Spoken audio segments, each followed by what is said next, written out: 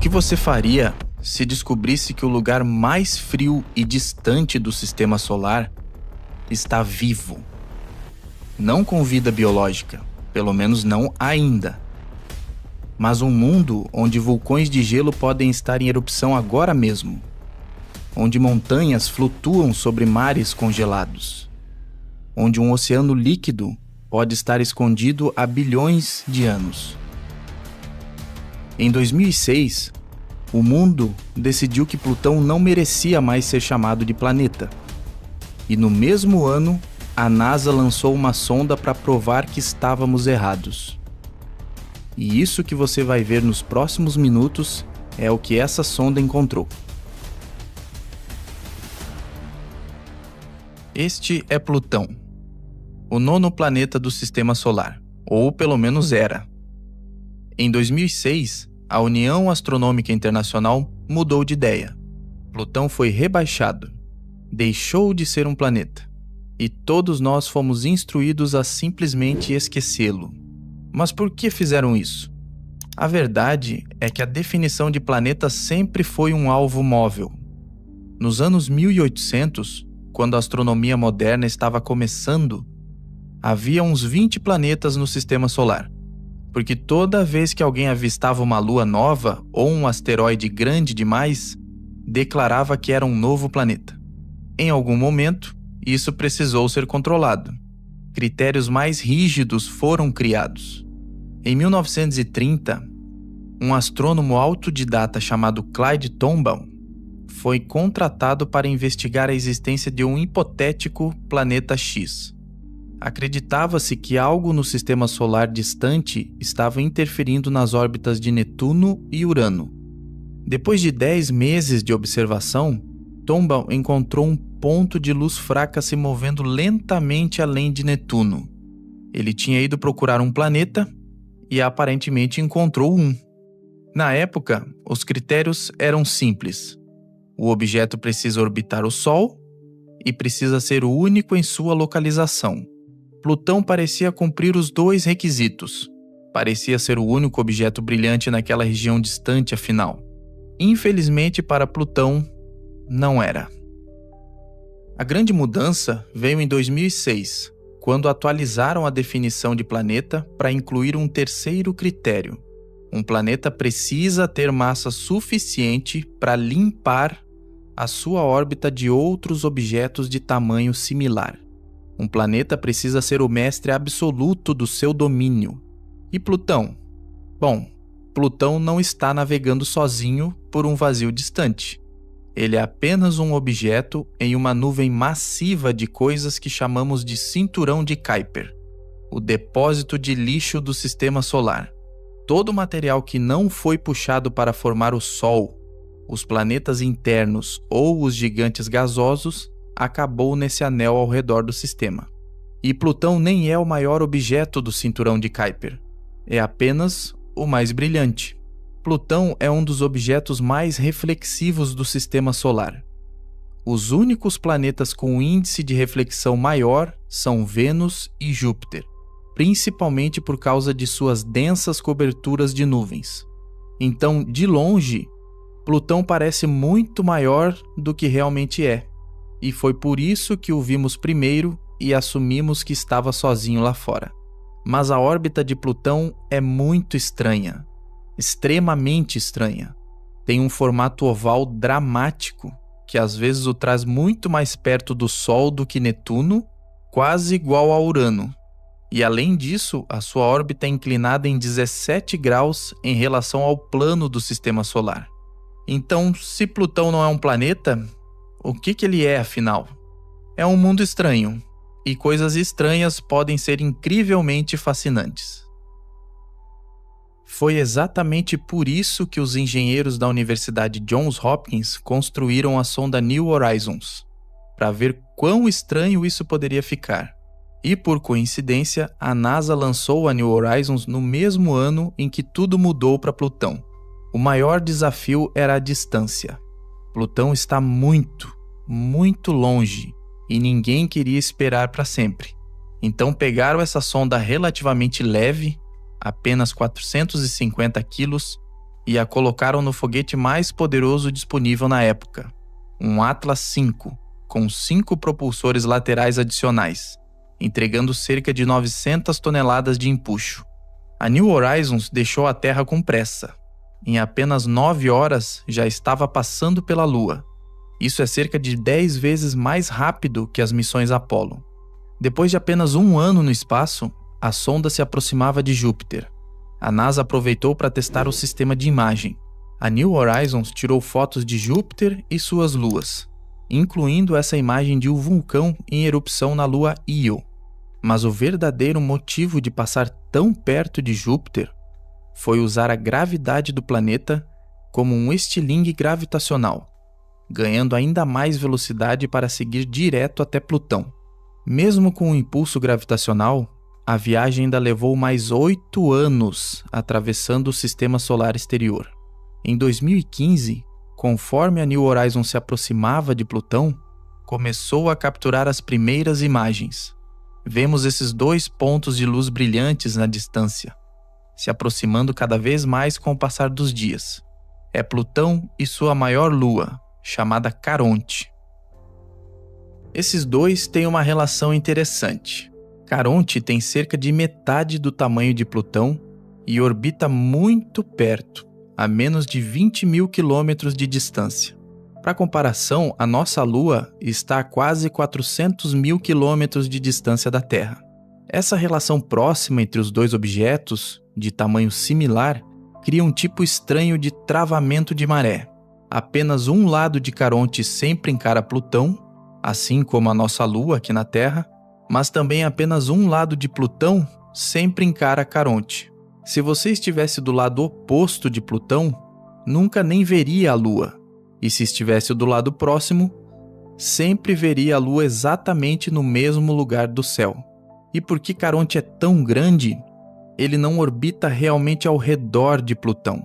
O centro de massa entre os 2 objetos fica em algum lugar no meio do caminho. Então parece mais que eles orbitam ao redor de um ponto no espaço vazio. Isso levou até algumas pessoas a teorizar que eles circulavam ao redor de um mini buraco negro. Mas é apenas a gravidade sendo estranha. Observar o balé cósmico de Plutão e Caronte foi apenas o começo. Conforme a New Horizons finalmente se aproximou, começou a tirar as primeiras fotografias reais da superfície de Plutão. E foi isso que ela viu. Se você estava esperando uma grande bola azul de gelo, não é isso. Plutão é uma mistura diversa de vermelho profundo, azul pálido, branco, amarelo e laranja queimado. A primeira característica distinta identificada é esse gigantesco formato de coração pálido. É criado por planícies baixas de gelo. E o mais interessante é que cada lado do coração tem o seu próprio caráter único. O lado mais próximo da câmera da New Horizons é liso e plano. Chamamos essa área de Sputnik Planitia. Para a escala, é mais ou menos do tamanho do estado americano do Texas. E o que torna essa área tão impressionante? Ela não tem crateras de impacto, o que significa que é uma região em constante mudança. A superfície aqui é ativa e quaisquer marcas são rapidamente apagadas. Na borda superior do coração, padrões interessantes emergem. Essas linhas são criadas pelo movimento de glaciares descendo das montanhas para a planície congelada. E isso nos diz que Plutão não é feito de gelo como conhecemos. Aqui, tão longe do Sol, a temperatura cai para 229 graus negativos. É tão frio que gelo de água seria duro e quebradiço demais para formar glaciares em movimento. O que deduzimos é que a superfície de Plutão é principalmente feita de gelo de nitrogênio. Nossa própria atmosfera é baseada em nitrogênio. É a maioria do ar que você respira. E você provavelmente conhece o nitrogênio líquido, aquele fluido borbulhante que congela qualquer coisa em contato. Agora imagine quão frio teria que ser para congelar o nitrogênio sólido. Isso é Plutão. Se ampliarmos a Sputnik Planitia, você começa a ver essas linhas no gelo que formam uma variedade de formas poligonais. Essas linhas são formadas por correntes de convecção. calor subindo através da superfície de Plutão a partir de seu núcleo. Esse calor faz o gelo derreter. E como estamos no vácuo do espaço, é impossível para líquidos existirem, mesmo o nitrogênio líquido. Então o que acontece é um processo chamado sublimação, quando um sólido transita diretamente para o gás. Esse gás sobe e, na verdade, cria uma atmosfera sobre Plutão. Não é uma atmosfera densa.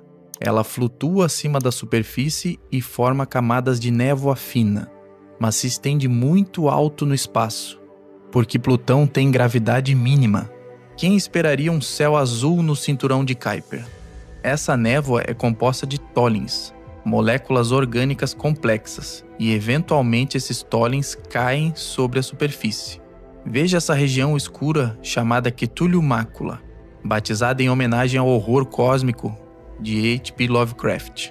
Aquele vermelho profundo são tólins acumulados ao longo de milhões de anos. Neve vermelha radioativa caindo lentamente do céu. E agora chegamos a algo que não deveria existir em Plutão.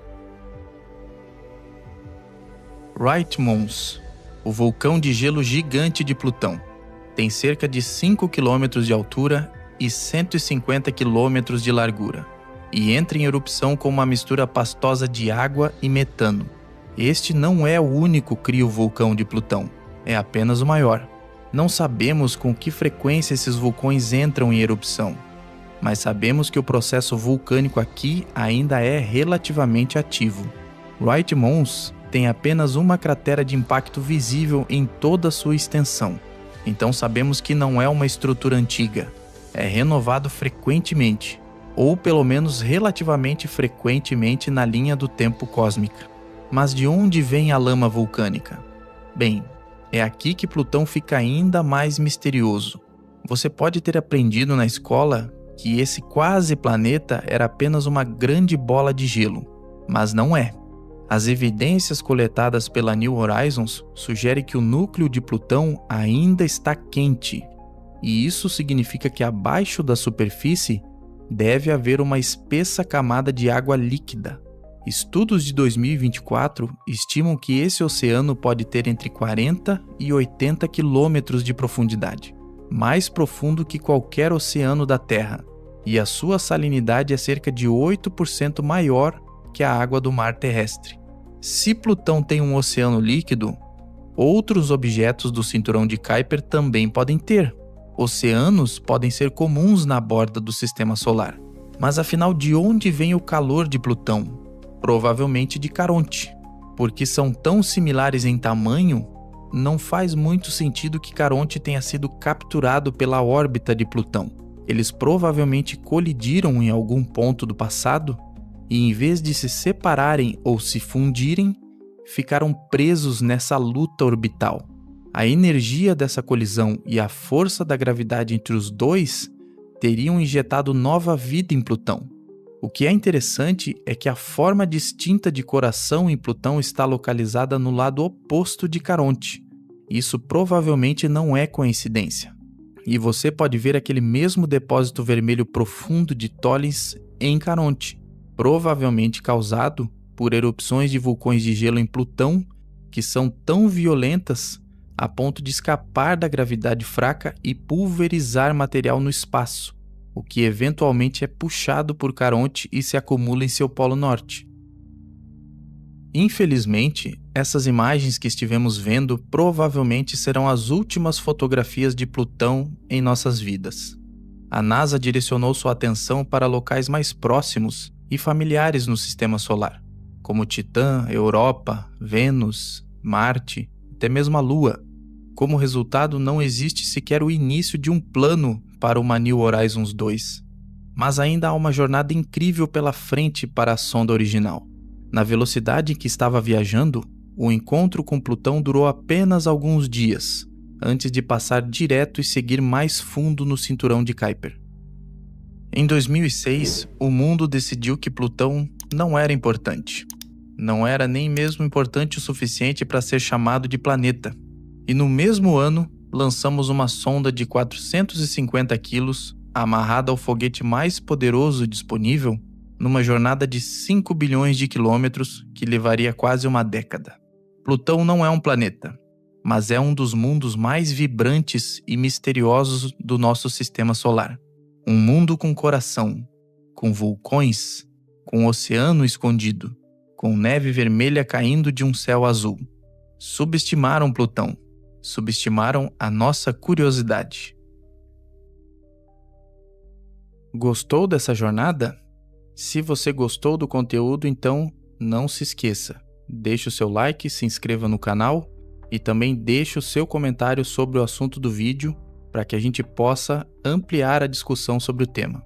Como sempre, as fontes utilizadas na pesquisa desse vídeo estão listadas na descrição, então se você quer se aprofundar no assunto ou verificar a veracidade dos dados aqui apresentados, é só você conferir lá, tá ok? Escolha o seu próximo vídeo nos cards que estão aparecendo agora na sua tela, e se você gostou desse vídeo, com certeza vai gostar do próximo. E lembre-se, mantenha-se sempre curioso e a gente se vê no próximo vídeo.